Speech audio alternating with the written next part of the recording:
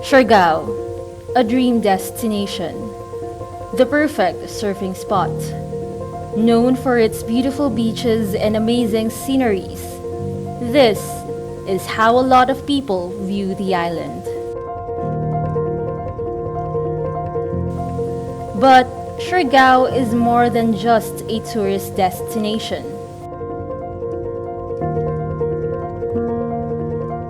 It is the home for thousands of fisher folks, which is the poorest sector in the Philippines, according to the Philippine Statistics Authority.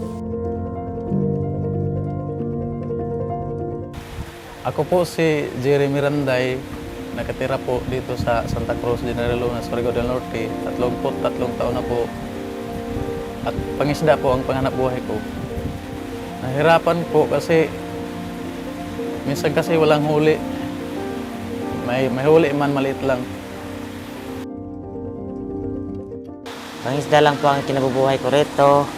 At sa ngayon po, mahirap ang pangisda namin kasi hindi namin masiguro kung bukas may huli kami o wala.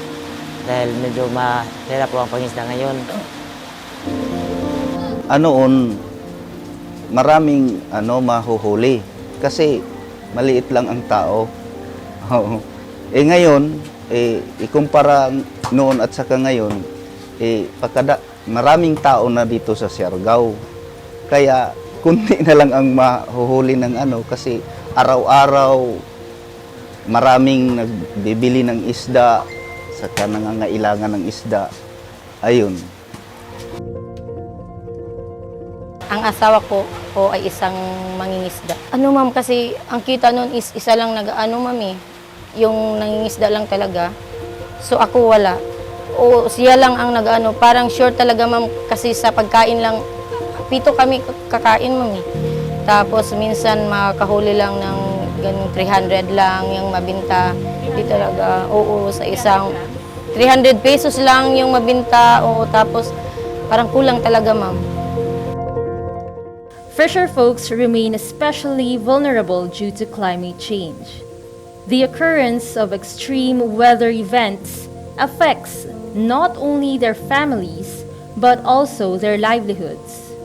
This was greatly felt in Siargao in December 2021, when Super Typhoon Odette, with international name Rai, hit the island.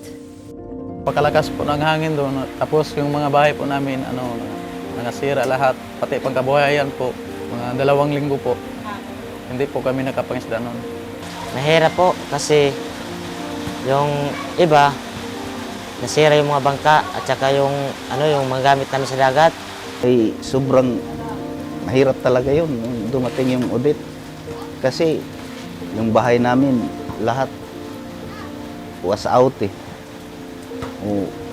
Yung bahay ko, ang natira, dingding na lang, pader na lang. Hirap yung tapos ang Odette kasi wala kaming masilungan yung bago nag-Odette, hindi kami yung naka-prepare kasi parang yung biglaan ba? Yung pangyayari. Almost 3 years since Odette's landfall, Siargao could still somehow feel its impacts. So, as of today, 2024, yung fishing industry natin is still trying to recover from the devastation of Typhoon Odette. Kasi yung aming mga marine protected areas ay naapektuhan. Bumaligtad yung ibang corals that were supposed to be developing already and recovering as part of our efforts in fisheries conservation and sustainable fishery management. But things happen, and the super typhoon happened. So when it made landfall last December 16, 2021, it really devastated many of our fishing boats, our gears, and a lot more, especially towards the impact sa buhay ng ating mga fisher folks and their families. Mga 1 buwan po bago kami nakabalik sa yung pangisda na natural na po. Medyo wala na pong isda, hindi po tulad ng dati na marami pa. Ngayon konti na lang. Dapat po may tulad ng savings po. Dahil hindi naman natin alam pagdating ng tulad noon ng malakas na bagyo, dapat may pagkukunan po tayong savings para maiwasan po ang yung paghirap. Fishing communities try their best to make ends meet. They face various crises and shocks in different aspects of their lives. Yung buhay namin talaga dito sa amin is karamihan nangungutang talaga. Microfinance, net yung motor or yung panginabuyan namin may tricycle kami. Pero inuutang talaga kami yung motor. To cope with these vulnerabilities, savings clubs are born. The Fish Forever Savings Club is a local community-led group that empowers communities to manage both their financial and natural resources. It trains and supports fishing households to plan and invest for their communities and the environment. It is a stepping stone for many fishing communities to engage in a formal economy. The Fish Forever Savings Clubs are found in 6 different countries currently, but it was initiated first in the Philippines. It is tailor-fit to the needs of the communities and families. Members of the community are also in the design of their policies. Dito kung mag-utang ka ng bangko, yung mayroong magpa-tanto, magpa-porsyento, hindi naman kaagad Pero sa savings club namin, ay sa linggo-linggo man yun, makakuha ka kaagad yun kung kailangan mo ng pera, kung may problema. Various success stories have been recorded here in Siargao alone. It has helped in improving their financial, human, and social capital. Yung panganay ko, graduate ng Environmental Science. Yung pangalawa ko, graduate ng Automotive. 4 years Automotive. Pangatlo ko, graduate ng Criminology. Board passer. Take 1. At yung pang-apat ko, nasa Marawi City. Social worker. Ang Savings Club, lahat ng mga anak ko ay natulungan talaga ng Savings Club. Dahil doon talaga ako kumukuha ng pera. Nakakautang ako doon nung nung nakaraang taon, nakautang ako ng 50,000. Kasi sunod-sunod yung utang ko kasi kailangan ko ng ipadala sa anak ko dahil dalawa silang college. Tapos yung naging 3 na, mas lalo. Sa ngayon lang, konti na lang yung utang ko, nakautang ako ng 30,000. So, yun. Malaking tulong ng Savings Club para sa akin dahil konti lang ang interest niya. Savings clubs also strengthened the involvement of communities in conservation efforts. The 𝙬𝙤𝙬𝙘 Mangrove Bayanihan Association, or 𝙬𝙤𝙬𝙬𝙬, was established to protect the backhau or mangroves in their area. In the past, cutting the backhau was rampant. People either sell it or use it for personal use. So alam natin ang magiging epekto niyan yung natin mga marine resources natin na masisira. Na ang ibig sabihin, siyempre yung mga isda natin diyan tayo breeding di ba? Tapos kung sisirain mo yung natin, yung mga mangrove na yan, so baka mawala yung mga marine natin resources natin yan. So ano ba talaga ang objective ng 𝙬𝙤𝙬𝙬𝙬? Ang 𝙬𝙤𝙬𝙬𝙬 talaga ay para protektahan yung environment dito sa munisipyo ng Del Carmen. Kasi nga, di ba, pinagmamalaki namin dito ang lugar dito, ang backhau, ang mangrove dito, na kinanglan na dapat protektahan namin. Nagkaroon ng sea rise noon, di ba? And hindi masyado tayo naapektuhan dito sa lugar nito Kasi nagiging barrier yun sa na yan. So, talaga importante na protektahan natin yung ano na yan, yung ano natin, environment natin. Lalong-lalo na yung mangrove kasi yan ang pinaka-resources na ng ano yan. Yun ang capital na ano talaga ng Del Carmen, ang mangrove. 𝙠𝙤𝙬𝙬𝙧 encouraged sustainable fishing behavior in their community. More fishers became registered and began to be involved in protecting their marine resources. When the Savings Club was introduced to the group, they did not hesitate to join. Ayun na nga, hanggang sa nag-meeting kami doon sa site namin ng ano, nung kami nag-meeting, doon na nagsimula. At nagiging, yan na yung asosasyon na ano yan, ng 𝙬𝙤𝙬𝙬𝙬 Savings Association. Na nagiging maganda kasi namomonitor namin kung ano yung ginagawa nila doon sa binibigay or ibinigay sa kanila ng pambon. Kumikita ba sila sa ginagawa nila ngayon? At malalaman mo kung may kinikita sila kung meron siyang savings, no? Mayor J.R. Coro is an Equity Initiative Fellow. His knowledge and experiences in governance enabled their local government unit to create innovative programs for the communities. The fisheries sector tends to be under-resourced, and Mayor Coro found a way to still provide the necessary support. During typhoon season, and that starts from November and would end around mid-March. That's roughly around 4.5 months of rough seas, and there's no guarantee of income.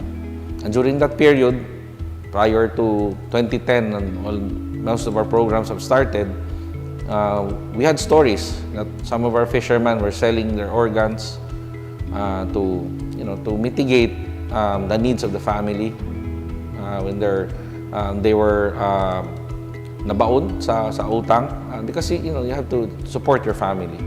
The municipality of Del Carmen in Siargao has been actively involved in improving the lives of their fishing communities. They have recognized the importance of making small but necessary changes in their natural resources since 2010. When I came in as mayor in 2010, one of the first things we recognized was our natural assets and the science that comes with the natural asset. So we realized that the natural asset is also a finite resource. It's not an infinite resource that we thought of. Thus, when we started asking questions to our community, they also started sharing stories that their catch prior to the practices of illegal activities, mas marami kaysa na-introduce na yung mga dynamite fishing, cyanide fishing, and all those illegal activities. Even the destruction and illegal mangrove cutting activities. So we started a campaign trying to talk to our communities, to our fisher folks, to the illegal mangrove cutters, the mangrove cutters, all of those part of our ecosystem in terms of trying to produce food, making a livelihood. Lahat sila kinausap namin, trying to understand how their lives would be impacted if the finite resource of natural assets would slowly dwindle down. We didn't realize that we were impacting slowly an increasing number of families that would opt to do something better as a choice. So hindi na sila nag-illegal mangrove cutting, hindi na sila nag-illegal fishing, and we ended up supporting directly almost 1,000 families every day. It allowed us to translate that impact. So from fishery, it was very, very poor. Our poverty incidence was around 69.9% in 2010. Napababa namin to 25.3% as of 2023. That's because we were now doing something better. So in terms of addressing fisheries, it's not about the fish catch lang. That's what we're always advocating. How does addressing sustainable fishery and doing something good also impacts the life of the fisherman and the community? You need data to make, so it takes time for local governments to really prepare, and it takes effort to sustain the gains of your community. So you cannot stop on your laurel, sabihin, okay, we already achieved the targets. It does not end there. It's a continuous process of, again, sharing the vision, knowing the science, translating into policy, developing solutions, and enforcement. It's always a cycle, and you have to expand the influence not just in fishery itself, but in all other social determinants to make sure that the fisherman will adhere to the process of ensuring that their families have access to good healthcare, education, they understand what it needs to be done, environmental management, all of those things contribute to making sure that local governments should be able to sustain the gains of the innovations that they're doing, resulting to better outcomes for the fisherfolk families and also for the ecosystems of our marine life.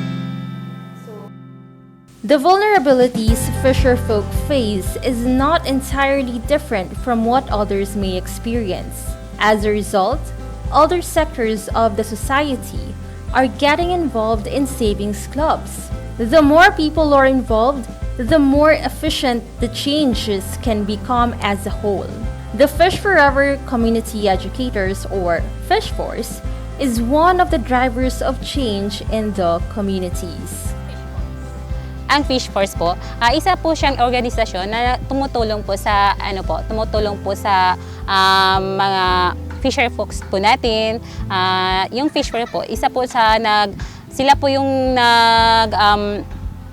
nag-i-encourage po sa mga fisher folks po natin about sa financial literacy po, kung paano po protektahan po yung karagatan natin, tsaka yung sa marine environments po natin.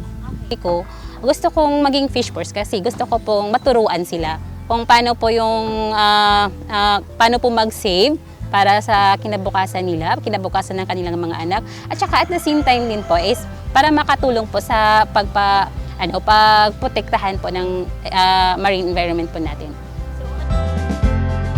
Fish Force not only has engaged more communities for a better cause, it has also created opportunities for many people who don't usually participate. This is especially the case for women in Salvacion. Kadako gazon an gawas sa financial, mas dako an amo na kuha ng mga kaalaman bahin sa pag-apil-apil namo ng mga savings kay mahibayo kami sa about trainings kung unoan mga amo mahibawan gikan dito sa trainings amo sabzon amo diri ko sa amo mga membro sunod as dako gazunan kalainan sa wayay imo di pakaw sa una sa nang kuman kay dili sa pagpanghamugira kundi zaon ra sa imo kaugalingon gani na ma-share nimo amo talent lang pa kung uni amo nakit-an dito ni nakatsap na amo i-share sa amo mga membro as kami zaon kami sa amo savings. The path towards financial resilience is not an easy road. It will take everyone's concerted efforts to reach our goal. The foundation is already set, and we can only keep moving forward towards a better future, towards a financially resilient Siargao.